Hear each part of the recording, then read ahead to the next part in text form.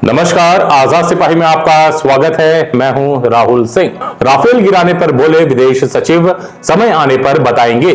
आतंकियों के जनाजे की तस्वीर दिखाकर पूछा, यहां सेना का क्या काम। विदेश मंत्रालय ने गुरुवार शाम 5:30 बजे लगातार दूसरे दिन प्रेस कॉन्फ्रेंस की।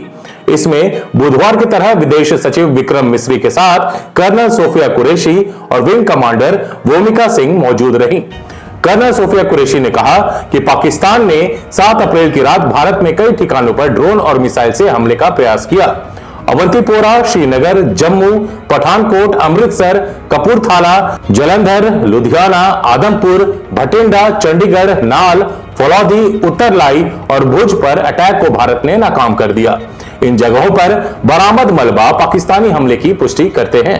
इसके बाद गुरुवार सुबह भारतीय सशस्त्र बलों ने पाकिस्तान के कई ठिकानों पर एयर सिस्टम को निशाना बनाया। इंडियन अटैक में लाहौर में एयर डिफेंस सिस्टम को नाकाम कर दिया गया। पाकिस्तान ने नियंत्रण रेखा पर अकारण गोलीबारी तेज कर दी है। कुपवाड़ा, बारामुल्ला, मेंढर और पुंछ में भारी गोलीबारी की जा रही है। इसमें 16 लोगों की जान गई। इनमें 3 महिलाएं और 5 बच्चे शामिल थे। भारत ने इसका जवाब दिया। विदेश सचिव विक्रम मिस्री ने कहा कि कर्नल सोफिया कुरैशी और विंग कमांडर भूमिका सिंह ने आपसे कल भी यह बात की थी। यही कहना चाहूंगा कि भारत तनाव बढ़ाने का काम नहीं कर रहा है। हमारा मकसद सिर्फ 22 अप्रैल के हमले का जवाब देना था। 22 अप्रैल का हमला ही वास्तविक तनाव बढ़ाने वाली घटना थी। इसके बाद ही यह सिलसिला शुरू हुआ। उसका जवाब भारतीय फौज ने कल अपने एक्शन से दे दिया है। हमारा मकसद आतंकी ठिकानों को निशाना बनाना था। मिलिट्री इंफ्रास्ट्रक्चर हमारा टारगेट नहीं था। पुलवामा में हुए आतंकी हमले की जिम्मेदारी रेजिस्टेंट फ्रंट ने ली थी। यह ग्रुप लश्कर का हिस्सा है।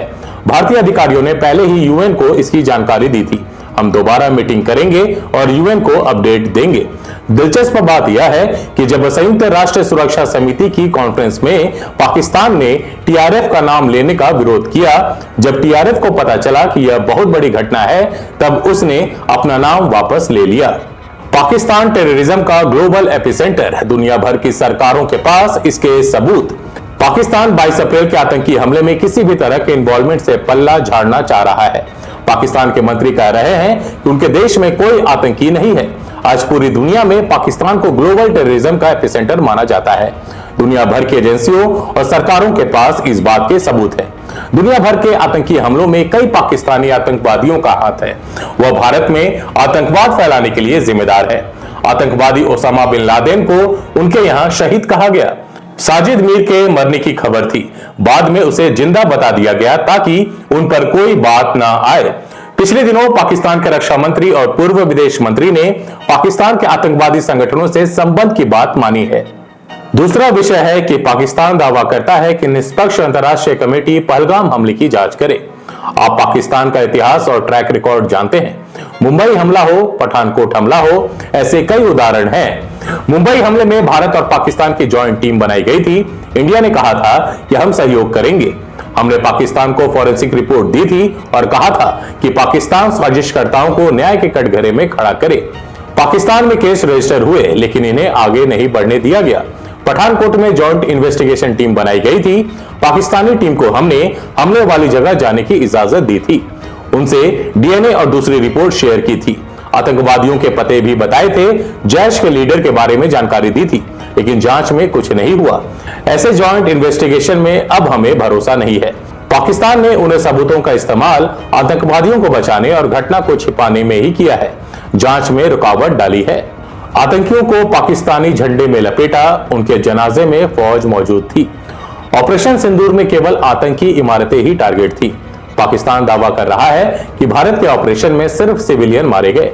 वहां आतंकवादियों के अंतिम संस्कार की तस्वीरें देखिए। अगर सिविलियन मारा गया है तो अफसरों और फौज की तस्वीर हाफिज अब्दुल रऊफ के साथ क्यों आई? आतंकवादियों के शव को पाकिस्तानी झंडे में लपेटा गया था। उनका राजकीय सम्मान के साथ अंतिम संस्कार पूरी सच्चाई बयान करता है। पाकिस्तान का दावा पूरी तरह से झूठा है। हमने जहां टारगेट बनाया उनमें कुछ ऐसी इमारतें थी जहां कट्टरता की ट्रेनिंग दी जाती थी और इन्हें धार्मिक इमारतों की आड़ में छिपाया जाता था।